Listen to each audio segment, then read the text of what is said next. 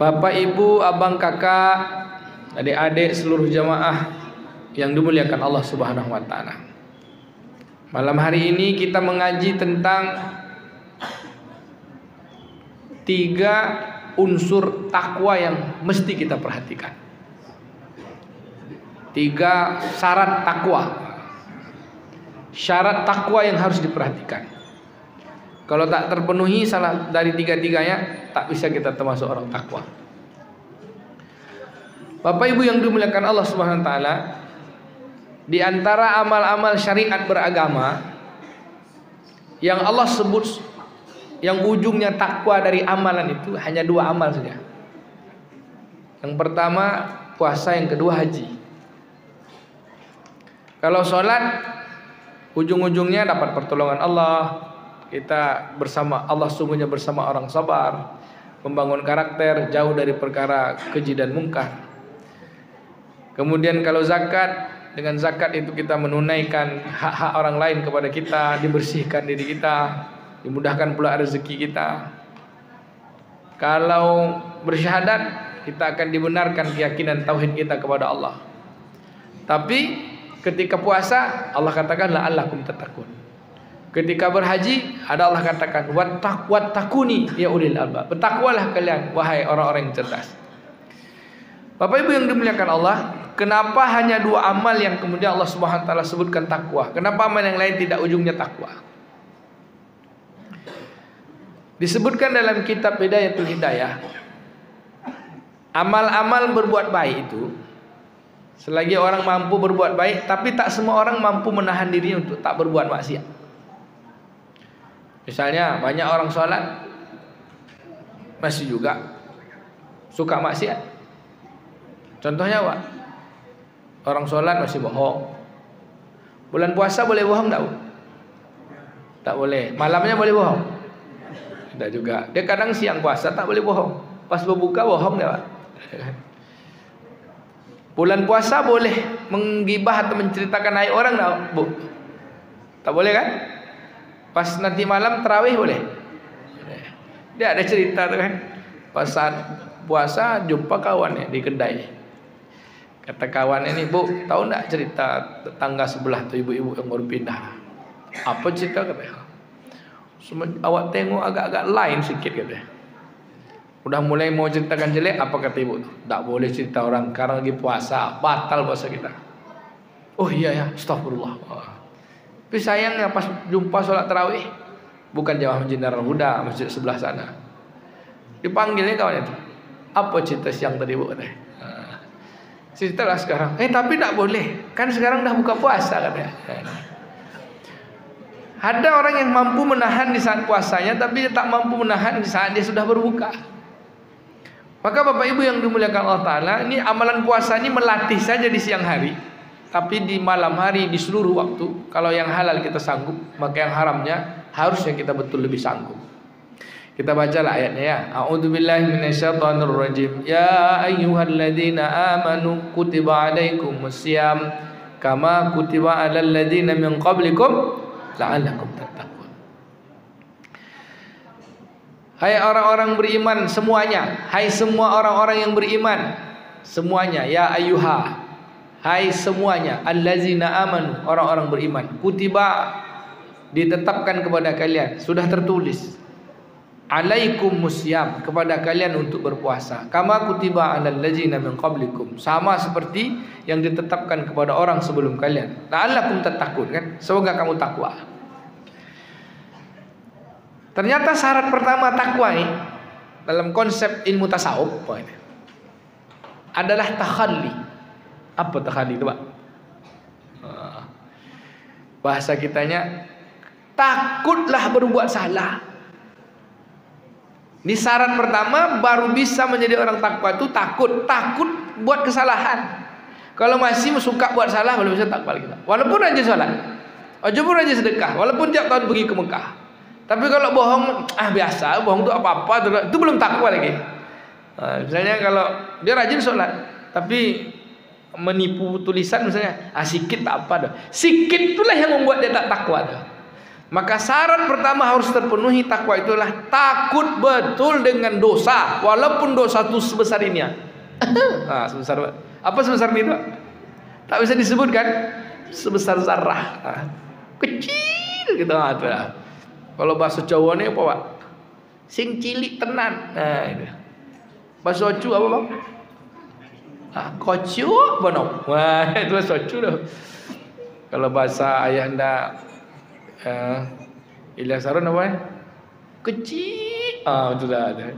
Sekecil-kecilnya sakut betul dengan dosa. Apa kata Imam Al-Ghazali? Kebencian orang yang takwa itu terhadap maksiat, walaupun maksiat dosa itu sekecil-kecilnya, sama seperti dia takut betul masuk neraka. Apapun dosa kalau kecil, tetap itu menyebabkan masuk neraka. Kira-kira Bapak Ibu syarat pertama ini terpenuhi tak? Terpenuhi belum? Insya Allah tuh besok Pak, yang sudah berlalu. Jawablah Bu. Entahlah. Kira-kira layak nak kita dapat jadi orang takwa ni? Takut betul dengan salah. Maka dalam konsep tasawuf Imam Al-Ghazali, bahkan jauh juga misalnya Imam Bahuddin An-Nasyabandi, konsep orang baru bersih itu kalau dia bisa bertakhalli. Takhalli itu keluar dari semua yang berjelek. Maka Ramadan ini memang mengeluarkan kita dari yang jelek. Maka kata Nabi, Ramadan siam itu pembersihan, siam itu pembakaran. Seperti mana api membakar besi yang penuh karat. Ketika besi dimasukkan ke dalam api, diangkat besi, lalu karatnya rontok, besinya putih mengkilat. Maka Ramadan ini betul-betul membersihkan, menghadirkan kita takut betul buat salah. Jangankan yang salah Pak, yang halal aja takut kita kan. Makan halal, minum halal, suami istri halal, takut kita. Ini dah makan siang, tak boleh, kasih lagi puasa. Menceritakan orang, tak boleh, ini lagi puasa. Nengok orang pakai celana pendek, anak gadis kan celana pendek, ke sepeda motor dia melintas depan mobil kita. Itu kalau kita lagi puasa langsung kita gini tuh Pak. Langsung kita takut, astagfirullah. Tapi kalau tak kita puasa, mantap juga kata kita. Ini dia, astagfirullah. Jadi kadang-kadang hanya puasa aja, kalau tak puasa tak. Nilai puasa itu yang menjadikan kita belajar takut betul dengan apa yang Allah larang. Bapak Ibu yang dimuliakan Allah, kita lihat kapan syariat puasa itu baru dijadikan perintah bagi umat Islam. Tahun kedua Hijriah. Berapa tahun setelah Nabi dilantik jadi Rasul? 15 tahun. 10 tahun Nabi dakwah tauhid. Tahun ke-10 masuk tahun ke-11 baru ada solat beriringan dengan zakat. Baru hijrah ke Madinah tahun pertama, membangun peradaban masyarakat Madinah dengan persaudaraan antara Muhajirin dan Ansor. Tahun keduanya baru di bulan Sya'ban diturunkan ayat kutiba alaikumusiyam kama kutiba alal ladzina min qablikum la'allakum tattaqun. Penjelasannya puasanya baru bulan Ramadan. Kenapa? Apakah sebelum itu tak ada puasa? Ada, tapi puasa masih sendiri-sendiri. Nabi sejak awal menerima wahyu itu sudah puasa 6 bulan. Dan disebutkan dalam kitab Rahiqul Maktum, ketika Nabi menerima surat Al-Alaq ayat 1 sampai 5, Nabi puasanya 6 bulan. Nabi sudah puasa Ayyamul Bid, Nabi sudah puasa Asyura. Kenapa Allah Ta'ala kemudian menjadikan puasa di bulan Ramadan spesial untuk semuanya orang beriman? Karena semuanya kan masih sendiri-sendiri. Apa kata para ulama? Sebenarnya Allah ingin menjadikan orang beriman ini semua keluar dari kesalahan, betul-betul menjadi orang takwa secara kolektif. Sama-sama Pak. Kalau udah sholat, kalau udah zakat, kalau udah bersih, maka semuanya Allah akan bersihkan. Sehingga orang beriman itu istimewa. Keistimewaan itulah dia takwa. Syarat pertama apa? Takut berbuat salah, takut berbuat dosa. Sampai-sampai dilatih kita, yang halal pun takut kita. Kenapa haji juga disebutkan Allah Ta'ala wattaquni ya ulil albab, misalnya dalam surat Al-Baqarah itu, wa man farada fihinnal hajja wala rafasa wala fusuqa wala jidal, ya kan? Wa may yatafa'alu min khairin ya'lamullah lam ya'hullah wattaquni ya ulil albab. Kan apa kata Allah Ta'ala? Siapa yang melaksanakan kewajiban haji, wa man farada fihinnal hajja wala rafasa wala fusuq wala jidal. Siapa yang melaksanakan wajib haji, janganlah dia melakukan sesuatu yang porno, jangan berkata kotor. Kemudian jangan pula melakukan kefasikan, jangan berbantah-bantah. Seseorang yang melakukan kebaikan, Allah Maha mengetahui apa yang dia lakukan. Wattaquni, kata Allah, bertakwalah kepadaku ya ulil albab, hai orang cerdas. Jadi takut melakukan kesalahan. Bapak Ibu yang dimuliakan Allah, khusus untuk puasa langsung Allah katakan la'allakum tattaqun. Kenapa? Memang puasa itu menahan kita untuk tak berbuat silap. Satu. Yang kedua, apa-apa yang kita lakukan takut berbuat salah itu harus benar tujuannya. Apa tujuannya, Pak? Iman. Maka kata dia, man shoma ramadanan imanan wa ihtisaban ghufira lahu ma taqaddama min dzambi. Man qama ramadanan imanan wa ihtisaban ghufira lahu ma taqaddama min dzambi. Siapa yang puasa tidak melakukan kesalahan, menahan dirinya untuk patuh kepada Allah Taala hanya semata-mata karena Allah, karena iman, maka dosa-dosa yang telah berlalu diampunkan. Hadis Nabi, Bapak Ibu, kalau kita lihat hadis tentang puasa, tidak ada satu hadis pun yang ujungnya menjelaskan orang puasa itu takwa. Ada enggak, Pak? Siapa puasa takwa dalam hadis Nabi? Tak ada. Kalau ada ketemu saya bayarlah 100.000. Ada, Pak? Pernah dengar hadis ini nanti, siapa yang puasa, siapa yang sholat malam, siapa yang sedekah, siapa yang zakat, jadi orang takwa. Ada enggak hadis Nabi? Tak ada, tak ada. Al-Quran ada. Lalu apakah antara Al-Quran dan hadis ini berbenturan? Tidak. Takwa itu prestasi. Untuk menempuh takwa itu harus dapat ampunan Allah. Siapa orang yang dapat ampunan Allah? Orang yang takut buat salah. Nabi itu langsung pada prakteknya. Kita tak akan mungkin dapatkan posisi ketakwaan kalau kita masih tidak dapat ampunan. Siapa orang dapat ampunan? Orang yang takut buat salah. Siapa orang yang dapat ampunan yang takut buat salah? Beramal hanya la ilaha illallah. Syarat kedua apa?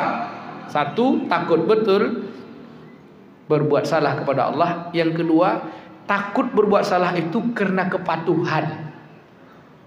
Karena patuh, Pak. Jadi keluar dari maksiat, keluar dari yang buruk, dia lakukan itu semua karena Allah. Kalau dibalik boleh juga. Apa syarat pertama seseorang itu takwa? Yang dia lakukan hanya karena Allah. Tapi kalau kita lihat dalam kitab tasawuf ya, untuk sampai kepada ketakwaan itu syarat pertama dia bersih dulu dirinya. Bersih, itulah takhali. Dia melakukan itu niatnya karena kepatuhan. Dia ada orang puasa nih karena mau sehat, Pak. Ada. Ini kalau puasa sehat kita. Dia akan dapat sehat. Kenapa dia? Karena amalnya hanya untuk badannya. Tapi kalau ini Allah larang, ini Allah bolehkan.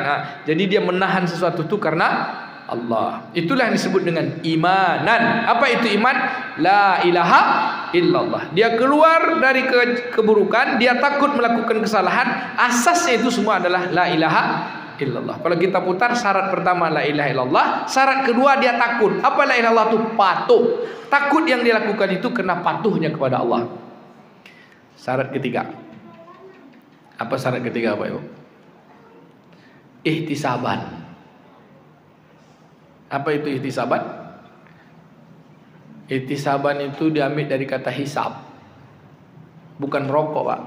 Kadang hisab tuh selesai berbuka puasa dia keluar ahli hisab. Wah, ini kan. Biasa kalau lagi ceramah nih Ustaz, banyak dia duduk di luar sana. Bisa hisab. Bukan itu. Hisab diambil makna bahasanya adalah memperhitungkan. Bisa Bapak Ibu kita ngitung puasa kita. Puasa tadi siang berapa kali kita ngomong yang baik, berapa kali kita ngomong yang tak baik, itu dihitung-hitung. Kalau pasnya itu bahasa ekonomi lah. Ihtisaban itu lebih kepada mutu, kualitas. Seseorang baru bisa sampai kepada takwa, dia jaga amalnya itu dengan kualitas terbaik. Takut betul dia berbuat salah, dia melakukan itu alasannya hanya karena kepatuhan kepada Allah. Kepatuhannya kepada Allah itu dia jaga dengan sebenar-benarnya.